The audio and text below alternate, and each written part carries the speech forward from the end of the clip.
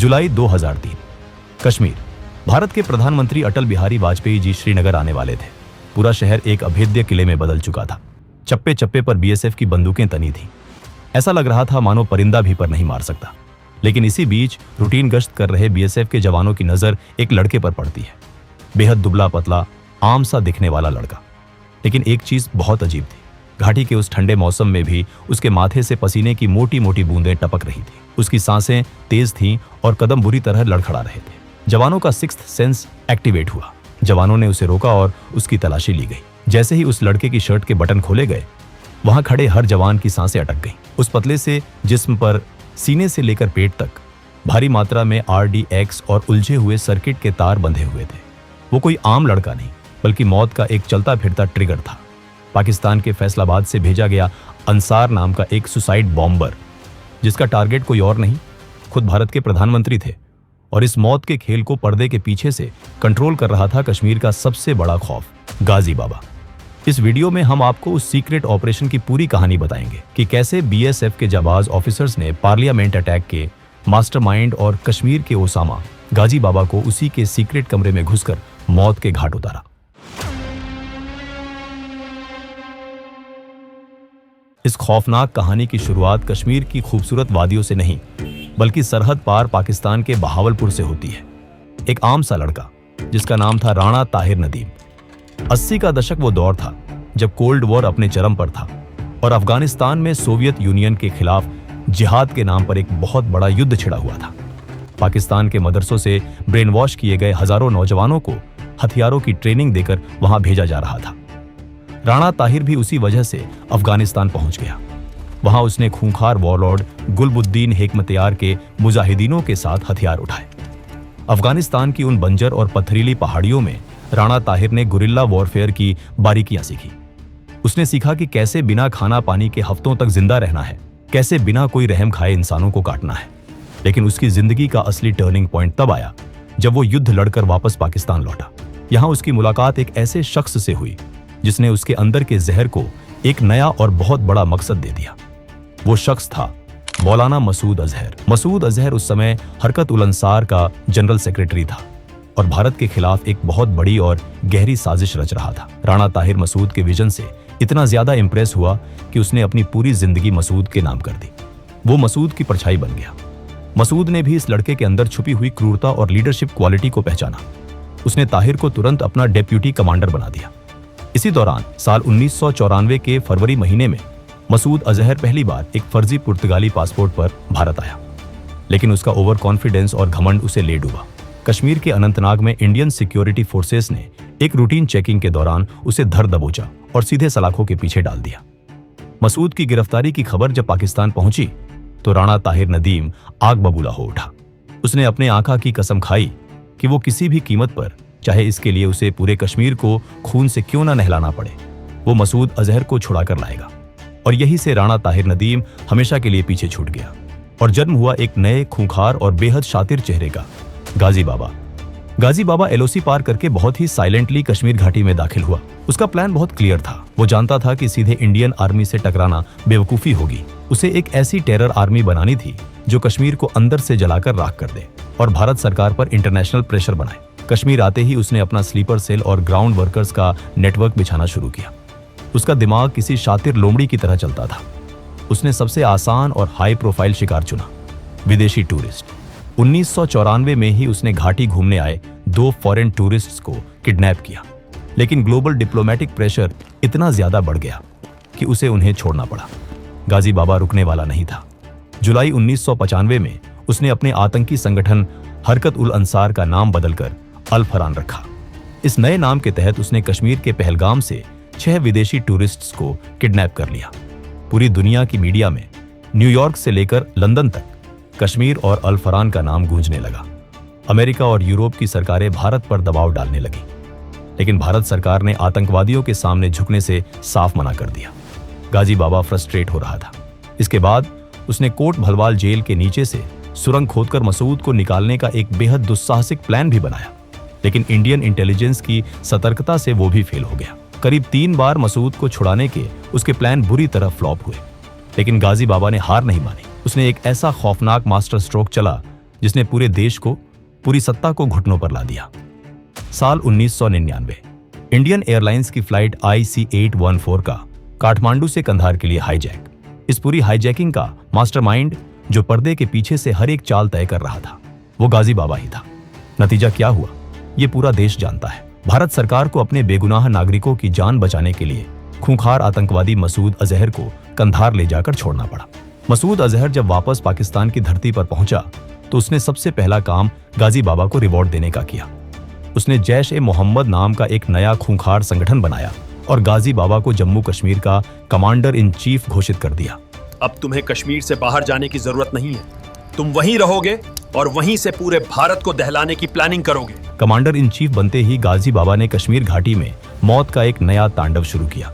उसने घाटी में फिदायीन यानी सुसाइड अटैक्स का ट्रेंड सेट किया। साल 2000 में 20 अप्रैल को श्रीनगर के बादामी बाग कैंटोनमेंट पर हुआ हमला इसका पहला बड़ा सबूत था।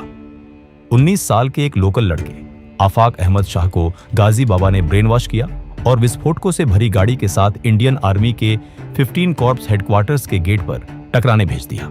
इसके बाद 1 अक्टूबर 2001 को जम्मू कश्मीर लेजिस्लेटिव असेंबली पर फिदायीन हमला हुआ, जिसमें 38 लोग मारे गए। गाजी बाबा ने करीब 300 कट्टर जिहादियों की अपनी एक प्राइवेट आर्मी बना ली थी। भारत की टॉप इंटेलिजेंस एजेंसियां, रॉ, IB और सेना की खुफिया विंग्स सब गाजी बाबा की तलाश में दिन रात एक कर रही थी, लेकिन गाजी बाबा रडार पर कभी आता ही नहीं था। उसका ऑपरेशनल सिक्योरिटी सिस्टम इतना अभेद्य था कि बड़े बड़े इंटेलिजेंस ऑफिसर्स हैरान थे। गाजी बाबा दिन रात कश्मीर के लोगों की आजादी का ढोंग रचता था, लेकिन उसे खुद कश्मीरियों पर रत्ती भर भी भरोसा नहीं था। उसे हमेशा डर रहता था कि कोई कश्मीरी पैसों के लिए मुखबिरी कर देगा। इसलिए उसके जो 4 पर्सनल आर्मर्ड बॉडीगार्ड्स थे, उनमें से एक भी कश्मीरी नहीं था। वो सिर्फ पाकिस्तानी और अफगानी आतंकियों पर ही भरोसा करता था। असैसिनेशन, बॉम्बिंग्स या बड़े हमलों के ऑर्डर्स वो सिर्फ 1-on-1 मीटिंग में देता था। यानी अगर उसका कोई छोटा मोहरा पकड़ा भी जाए तो उसके पास एजेंसियों को बताने के लिए कोई सॉलिड जानकारी होती ही नहीं थी। पहलगाम के घने और दुर्गम जंगलों में गाजी बाबा ने 3 अलग अलग मोबाइल ट्रेनिंग कैंप बना रखे थे और ये तीनों कैंप महज 1 किलोमीटर के रेडियस में थे। यहीं वो नए लड़कों का ब्रेन वॉश करता था, उनकी लॉयल्टी टेस्ट करता था और उन्हें हथियारों की ट्रेनिंग देता था। उसके फाइनेंस का तरीका भी बेहद पेचीदा था। हथियारों और एक्सप्लोसिव्स के लिए पैसा सीधे पाकिस्तान से नहीं आता था, बल्कि दुबई के हवाला नेटवर्क्स के जरिए कई लेयर्स में छुपकर कश्मीर पहुंचता था। गाजी बाबा अब कोई आम आतंकवादी नहीं था। वो हमारी इंटेलिजेंस एजेंसीज और BSF के लिए सबसे बड़ा सिरदर्द था। कभी बांदीपुर तो कभी गांदरबल। वो अपने हाइडआउट्स इतनी तेजी से बदलता था कि जब तक हमारी फोर्सेस वहां रेड मारने पहुंचती, वहां सिर्फ उसकी जलाई हुई सिगरेट के टुकड़े और चाय के खाली कप मिलते थे। अगर गाजी बाबा को जरा सा भी शक हो जाता कि कोई कश्मीरी लोकल इंडियन आर्मी या BSF का इन्फॉर्मर है, तो वो उसे सीधे गोली नहीं मारता था। वो उसे बीच चौराहे पर तड़पा तड़पा कर मारता था ताकि पूरे इलाके में दहशत फैल जाए। इन्हीं सब के बीच इंटेलिजेंस और स्पेशल ऑपरेशन ग्रुप SOG को एक बहुत बड़ा ब्रेक थ्रू मिला था। जुलाई 2001 की बात है। SOG के चीफ सुनील कुमार को एक ऐसा सोर्स मिल गया था जो गाजी बाबा और उसके कमांडर्स को उनके गुप्त हाइडआउट्स पर खाना सप्लाई करता था। एक ऑपरेशन प्लान किया गया। हम उस सप्लायर के जरिए खाने में बहुत हैवी सेडेटिव्स मिला देंगे। जैसे ही गाजी और उसके आदमी खाना खाकर बेहोश होंगे, हम उन्हें अरेस्ट कर लेंगे। सोर्स रेडी था, सेडेटिव्स रेडी थे और BSF की असॉल्ट टीम भी रेडी थी। ये गाजी बाबा के अंत की रात हो सकती थी, लेकिन इस कहानी में एक ऐसा ट्विस्ट आया जिसने सब कुछ बर्बाद कर दिया। SOG के अंदर कोई गद्दार बैठा था। किसी ने चंद रुपयों या किसी डर के चलते देश का सौदा कर लिया। उस गद्दार ने ऑपरेशन शुरू होने से कुछ घंटे पहले ही ये बात गाजी बाबा तक पहुंचा दी। जब हमारी टीम उस लोकेशन पर रेकी करने पहुंची तो वहां गाजी बाबा नहीं था। एक गद्दार की वजह से एक बहुत बड़ा ऑपरेशन फेल हो गया और इस फेलियर की कीमत भारत को बहुत भारी चुकानी पड़ने वाली थी। इस फेल हुए ऑपरेशन के ठीक 5 महीने बाद गाजी बाबा ने वो किया जिसने पूरे भारत की नींव हिला दी। 13 दिसंबर 2001 देश की राजधानी दिल्ली में भारत के पार्लियामेंट पर अटैक। गाजी बाबा ने पहलगाम के घने जंगलों में खुद अफजल गुरु की मुलाकात अपने टॉप कमांडर्स से करवाई थी। गाजी बाबा 12 हथियारों से लैस बॉडीगार्ड्स के घेरे में एक बॉस की तरह बैठा था। पार्लियामेंट पर हमला करने वाले आतंकियों में से राणा और हमजा को गाजी बाबा ने खुद ब्रेन वॉश करके तैयार किया था। पार्लियामेंट अटैक के बाद दुनिया का पूरा जियोपॉलिटिकल डायनामिक्स बदल गया। भारत और पाकिस्तान युद्ध की कगार पर खड़े थे। जांच एजेंसियों ने जब सारे तार जोड़े तो एक ही नाम सामने आया, गाजी बाबा। भारत सरकार के एक टॉप मिनिस्टर ने प्रेस कॉन्फ्रेंस में साफ कह दिया था कि ये आदमी कश्मीर का ओसामा है। पार्लियामेंट अटैक के बाद गाजी बाबा भारत की हर एजेंसी की हिट लिस्ट में टॉप पर था।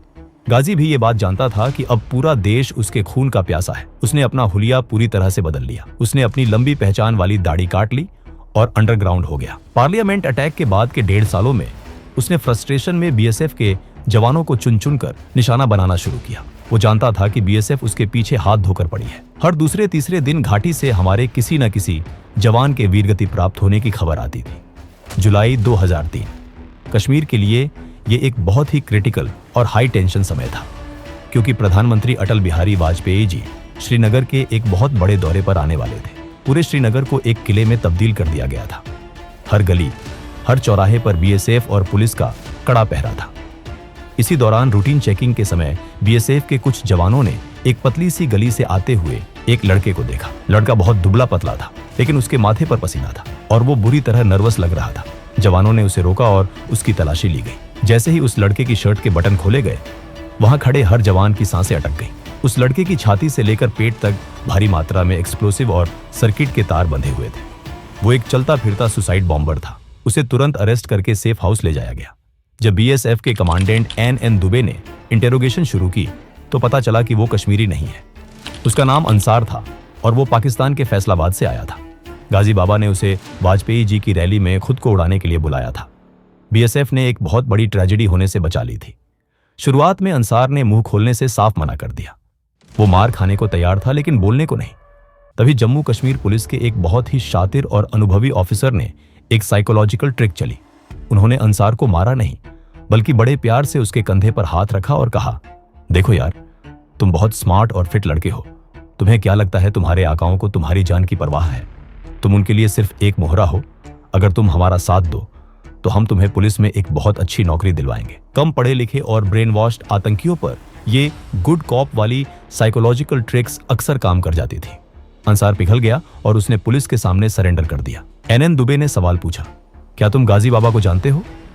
अंसार ने जवाब दिया, मैं उसके हाइडआउट की सही लोकेशन तो नहीं जानता साहब, लेकिन मेरी रोज वायरलेस पर उससे 2 बार बात होती है, सुबह 9:30 बजे और दोपहर 3:30 बजे। अंसार ने आगे बताया कि उसका कोड नेम 08 है और गाजी बाबा का कोड नेम 39 है। पास ही खड़े बीएसएफ के वायरलेस ऑपरेटर गंधर्व कुमार झटके से आगे आए। सर, ये 39 कोड नेम मैंने वायरलेस इंटरसेप्ट्स में कई बार सुना है। जब भी हमारा कोई जवान शहीद होता है तो ये 39 कोड वाला शख्स ही खुश होकर मैसेज देता है कि मुर्गा टपका दिया है। कमांडेंट एन दुबे ने अंसार को सख्त आदेश दिया कि वो अब हर रोज तय समय पर गाजी बाबा से बात करेगा और किसी भी तरह बातों बातों में उससे कोई लोकेशन या हिंट उगलवाएगा। दोपहर 3:30 बजे अंसार ने वायरलेस ऑन किया। बीएसएफ की पूरी टीम सुन रही थी। सामने से गाजी बाबा की आवाज आई, लेकिन गाजी बाबा बहुत चालाक था। वो अंसार से नहीं, बल्कि किसी और कमांडर से बात कर रहा था। 08 मिसिंग है, वो रडार पे नहीं है, अलर्ट पे रहना, कोई भी गड़बड़ लगे तो तुरंत बेस बदल लो। अंसार का राज खुल चुका था। गाजी बाबा को भनक लग गई थी कि उसका मोहरा पकड़ा गया है। कमरे में निराशा छा गई। लगा जैसे शिकार फिर से हाथ से निकल गया। लेकिन अंसार ने अपनी वफादारी साबित करने के लिए एक आखिरी तुरुप का इक्का फेंका। साहब, मुझे एक बात याद आ रही है। मैं एक कारपेंटर को जानता हूँ। वो जैश के लिए दीवारों के पीछे सीक्रेट हाइडआउट्स और हिडन रूम्स बनाने का काम करता है। बिना एक सेकंड गवाए उस कारपेंटर को धर दबोचा गया। जब उसे बीएसएफ बेस पर लाया गया तो वो डर के मारे थर थर कांप रहा था। साहब, अल्लाह की कसम मुझे कुछ नहीं पता। मुझे तो बस आंख पर पट्टी बांधकर गाड़ी में डाला जाता था और काम खत्म होने के बाद वापस छोड़ दिया जाता था। लेकिन जब दुबे ने अपना लहजा सख्त किया तो उस कारपेंटर का दिमाग चलने लगा। साहब, एक घर है, वहां एक बार मुझे बिना पट्टी के ले जाया गया था। मुझे उसका रास्ता याद है। दुबे ने तुरंत उसे अपनी प्राइवेट सेंट्रो कार में बिठाया। वो उसे लेकर सीधे नूरबाग इलाके की तरफ निकल पड़े। कारपेंटर ने डरते हुए एक आम से दिखने वाले 3 मंजिला घर की तरफ इशारा कर दिया। साहब, यही वो घर है। उसी रात बीएसएफ हेडक्वार्टर में एक सीक्रेट मीटिंग हुई। नक्शे बिछाए गए, टीमें तय की गईं, एग्जिट और एंट्री पॉइंट्स मार्क किए गए और फाइनली ऑपरेशन गाजी बाबा का काउंटडाउन शुरू हो गया। इंटेलिजेंस पुख्ता हो चुकी थी। नूरबाग का वो 3 मंजिला घर रडार पर था, लेकिन ये कोई जंगल नहीं था। ये एक भीड़ भाड़ वाला रिहायशी इलाका था। एक छोटी सी गलती और सैकड़ों आम नागरिकों की जान जा सकती थी। वही दोस्तों, अगर आप भी मेरे जैसे 2D एनिमेशन वीडियो बनाना सीखना चाहते हो, वो भी AI की मदद से, तो मैंने आपके लिए एक कंप्लीट कोर्स बनाया है, जिसमें मैंने स्टेप बाय स्टेप सिखाया है कैसे कोई वीडियो वायरल होता है, कैसे सही टॉपिक चुना जाता है, कैसे मेरे जैसे एंगेजिंग स्क्रिप्ट्स लिखी जाती हैं, कैसे एआई की मदद से 2D एनिमेशन विजुअल्स बनाए जाते हैं, कैसे एआई से वॉइस ओवर जनरेट करते हैं और कैसे एक क्लिक में वायरल थंबनेल्स तैयार किए जाते हैं। अभी इस कोर्स पर 50% का लिमिटेड ऑफर चल रहा है। ये ऑफर सिर्फ पहले 100 यूजर्स के लिए, तो देर मत कीजिए। डिस्क्रिप्शन में दिए गए लिंक पर क्लिक करें और आज ही ज्वाइन करें। 30 अगस्त 2003 सुबह के 4 बज चुके थे। एनएन दुबे खुद इस ऑपरेशन को लीड कर रहे थे। 9 हाईली ट्रेंड बीएसएफ कमांडोज की असॉल्ट टीम तैयार थी। कारपेंटर उनके साथ था। बाहर की तरफ से पैरामिलिट्री और इंडियन आर्मी के जवानों ने पूरे इलाके को सील कर दिया था। आसपास के घरों से लोगों को चुपचाप निकाला जा रहा था। वायरलेस पर एक आखिरी इंटरसेप्ट मिला। अंदर मौजूद लोगों ने कोड 39 का इस्तेमाल किया था। इसका मतलब साफ था, गाजी बाबा उसी इमारत के अंदर मौजूद था। अंधेरे में जब दुबे ने उस घर को गौर से देखा तो उनका सिक्स्थ सेंस बोला कि कुछ गड़बड़ है। उन्होंने कारपेंटर की गर्दन को पीछे से दबोचा। क्या ये वही घर है? सच बता, वरना यही गोली मार दूंगा। कारपेंटर पसीने से भीग चुका था। उसने गौर से देखा और डरते हुए 2 घर छोड़कर एक दूसरे मकान की तरफ अपनी कांपती उंगली से इशारा किया। उसी वक्त उस दूसरे मकान की तीसरी मंजिल की खिड़की पर एक लाइट ऑन हुई और तुरंत ऑफ हो गई। टीम ने बिना कोई आवाज किए मकान का दरवाजा तोड़ा और अंदर दाखिल हुई। फॉर्मेशन बनाते हुए वो सीढ़ियों से ऊपर चढ़ने लगे। टीम ने कमरा दर कमरा बहुत संभलकर तलाशी लेना शुरू किया। ग्राउंड फ्लोर खाली, पहला फ्लोर खाली, दूसरा फ्लोर खाली। जब टीम तीसरी मंजिल पर पहुंची तो वहां एक कमरा था जो बाहर से एकदम साधारण दिख रहा था।